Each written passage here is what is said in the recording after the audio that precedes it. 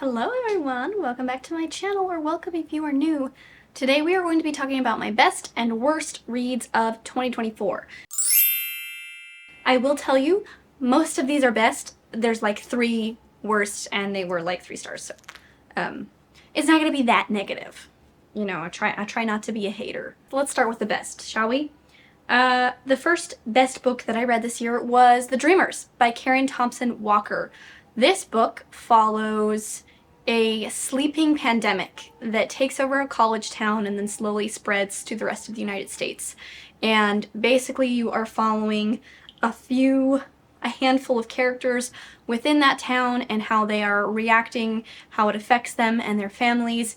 And I just found it very poignant and I think about it a lot. It has very similar vibes to Emily St. John Mandel, so if you like her books, then you'll probably like this one as well. I have really loved the Emily St. John Mandel books that I read, and I heard that these had similar vibes, so that's why I wanted to pick this one up. It's very interesting, and it's always interesting to read a pandemic book after going through a pandemic, because you can see a lot of similarities. And it's just, to me, it's just fascinating to look at the psychology of how people act and during these types of situations. So, the next one is Animal Farm by George Orwell. This book follows a group of animals who decide to take over the farm that they live on and kick the farmer out. And you follow as the pigs, who are the leaders, slowly become more and more human-like and enforcing the same rules as the humans did on the other animals. And it's a very fascinating book. Obviously it's a big metaphor for the government and for how, well, not the government, but just government in general, and how power corrupts, honestly. So that's also a very, very fascinating book. The next book is The Memory Police by Yoko Ogawa. I really love this book. Basically, you are following this main character who is an author, and she lives on this island where the memories of certain things and items just disappear. And so, like, for example, one of them is flowers, roses, I think, specifically. So it's like, the memory police say that roses are no longer allowed. So anything that they have that has a picture of a rose, that smells like rose flavor, rose scented, roses in their gardens, all have to be completely destroyed, and then everybody just forgets about them. And there are a handful of people who can remember everything, and you are following, like I said, this author who is harboring her editor because he is somebody who can remember all of the things that the memory police want them to forget. And again, this was a very poignant read. I thought that it was very well written. The ending is kind of strange and a little ambiguous, I guess, and I found this one very, very interesting. This one gets compared to 1984 by George Orwell, which actually I have not read.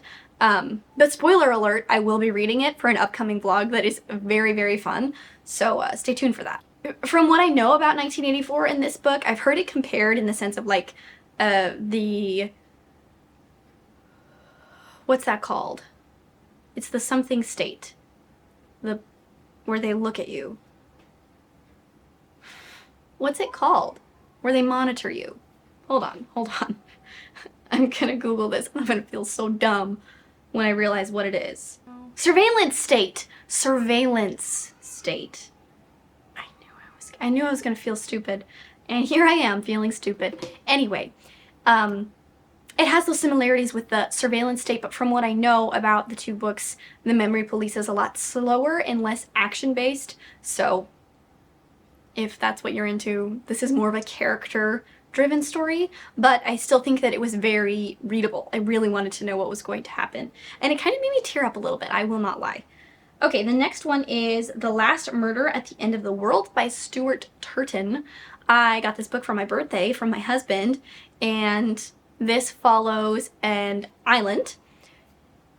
And everybody who lives on this island, they're the last people alive on Earth because there's this fog that has taken over the Earth, and these scientists have been able to make a barrier for the fog, but when one of the scientists is killed, they only have a certain amount of time. How much time is it?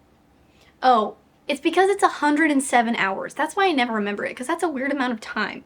Anyway, they have 107 hours to solve the murder before the fog envelops the entire island and everybody dies. So it's very, very good. The twist got me, and it's so good. It's so readable. I think the other book that I read by him is The 7.5 Deaths of Evelyn Hugo, and I also really loved that one. Stuart Turton just creates these like really intriguing mysteries that also have this kind of just weird fantasy, sci-fi. This one's more sci-fi. The 7.5 Deaths of Evelyn Hugo or not Hugan, Hardcastle. Evelyn Hugo is that other book by Taylor Jenkins Reid. Who am I? Anyway, he just creates these really interesting mysteries that also have like this weird element to them that I really like. The next two I'm just gonna kind of lump together as series that I have enjoyed. I reread Lord of the Rings. Of course, that's always gonna be a 5 out of 5 for me. It's one of my favorite series of all time. I read it for the first time a few years ago now, and I'd never seen the movies, and it just so quickly like enveloped my heart. Like it just, every time that I read or watch those, you know, those movies and books, it's just, I remember why I love it and how amazing it is, and each time I learn new things that I'm like, oh, it's so good. Anyway, the next books, the first one I read last year, and then I read the rest of the series this year, and that is the Thursday Murder Club series by Richard Osman. I love these books. I think they are so witty and well crafted. You are following a group of retirees, and they are solving various murder cases that happen to be near them. I have to shout out to my friend Pauline for recommending that I read these books. She told me that I would love them, and she was right. They are so witty and well crafted, and the mystery really like makes you want to know what happens, and then they also, you know, there's heartwarming spots, there's places that break your heart, and also that make you laugh, and I just think that it's a wonderfully written series. I think there might be another one coming out. I'm not positive. But if there is, I will 10,000% be reading it, because I really, really loved these books. Okay, and then I have a few little honorable mentions that I'll just throw in here real quick. I won't talk about as long, but these ones are ones that I think I've rated 4 stars, but that I still look back at fondly. So honorable mentions, the first one is A Little Something Different by Sandy Hall. This is a romance, which, you know, I don't read romances if you've been around here. If you're new, hi, I don't read romance.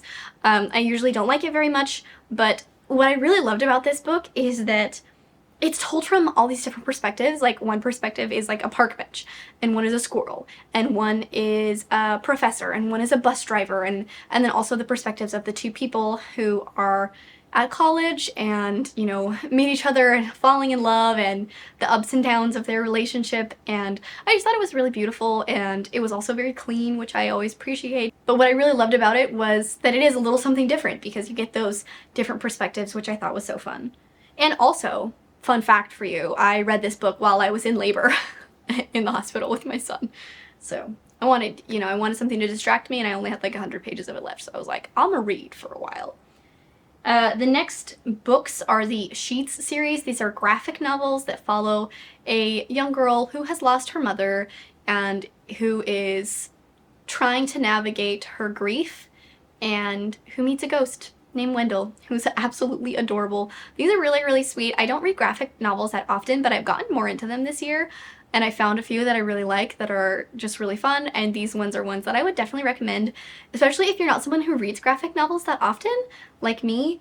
You might really enjoy it. They're cozy, they're cute, they have a fun story, and the artwork in them is beautiful. Oh, those are by Brenna Thumler, by the way. The next book is The Tainted Cup by Robert Jackson Bennett. This is like an epic fantasy. You are following a guy who is a detective, and he works with a senior detective, I guess. He's like her assistant.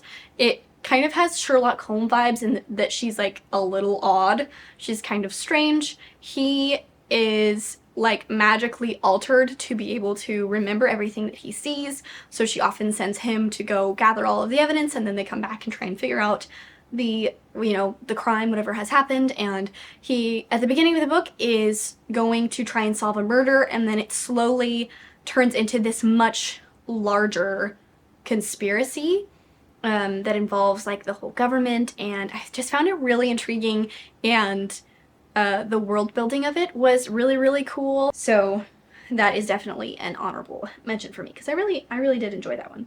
The last honorable mention is Moonbound by Robin Sloan. I enjoy Robin Sloan's books quite a lot. I read Sourdough by him earlier this year, and honestly, Sourdough could go on this list as well. I'll talk about this one first, and then we'll just talk about Sourdough real quick since I mentioned it. But Moonbound follows a little boy named Ariel who has to go on an epic fantasy to save the world. And it is very intriguing. There's really cool world building. I went into it not knowing much, and I think that's honestly a good way to do it. But yeah, that's Moonbound by Robin Sloan. And then the other book, Sourdough by Robin Sloan, follows a lady named Lois who is working at this tech job that is just kind of like draining her of life, and she discovers a restaurant that she loves, and they end up having to leave the country, and they leave their sourdough starter with her, and things progress from there, and it gets weird, and I really enjoyed it. Okay, so that's all of my bests. We'll just take a few minutes to talk about the worst ones, because like I said, there's only like 3 of them, and I didn't really like hate them or anything. It's just, you know, out of the rest of the books I read, these were the ones I liked the least. I will say this year I had a great reading year, and, you know, obviously it's the beginning of December. I could still have something that I really love, but let's hope nothing else will go on this worst list. So the first one is Into the Drowning Deep by Mara Grant. This is a mermaid horror book, basically. You are following a lady who is going on a ship to try and find mermaids because her sister was on the previous ship to go and try and find mermaids, and she died, and I just thought it was kind of stupid. Or it was like scientifically written, and then it would be like weirdly sexual out of nowhere, and I was like, hello, what's happening right now? And then also just like, I don't know, the way it went down I thought was dumb. So I don't really have a lot to say more about it, just that like I just didn't enjoy it. I think this does have its audience, but I really don't read horror that often. It was gorier than I thought it was going to be, but it wasn't like, I didn't have nightmares about it, so there's that. The next one is Every Time I Go on Vacation Someone Dies by Catherine Mack. This one I was hoping to really like because I've heard it compared to Finley Donovan, the Finley Donovan series, and Everyone in My Family Has Killed Someone, which those 2 books I really enjoy. But, you know, while I liked the kind of tongue-in-cheek aspect of the way it was narrated, I did not like the narrator. I didn't like that she was an alcoholic and then everybody just played it off as a joke, which I mentioned in the video where I wrap up about that. It was just kind of annoying to read, so that's why it's on the least favorites. Also, it mentioned Taylor Swift way too many times, and don't come for me, but I really don't like Taylor Swift that much. I think she's a little overrated. I don't think she deserves hate, but I do think she's kind of overrated. The last book that was like my least favorite this year was The Last Time I Lied by Riley Sager. I have really enjoyed the other Riley Sager books that I've read. This one takes place at like a summer camp, girls going missing. What I didn't like about this the most was that the narrator kept being like, but they didn't know the secret that I had. And this hinted at the secret that I have. And no one will ever know the secret that I have. And like, I have a secret. I'm not going to tell you what it is for the plot. And that was just kind of annoying to me because I'm like, okay, clearly something happened here. Clearly the only reason the narrator's not sharing it is like because plot, you know, but that wasn't a good enough reason to me. So it was okay. I'll read more Riley Sager in the future because I do like his other books, but yeah, so those were my best and worst reads of this year.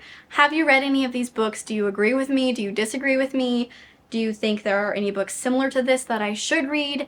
Please let me know, and I will see you in my next video. And watch out, because I will also be sharing a nonfiction best books that I read this year, because I read way more nonfiction this year than I think I ever have in my entire life, and I think I kind of really honed in on the type of nonfiction that I enjoy reading, so you can stay tuned for that. Spoiler alert, it's not self-help. So I'll see you in the next one. Bye!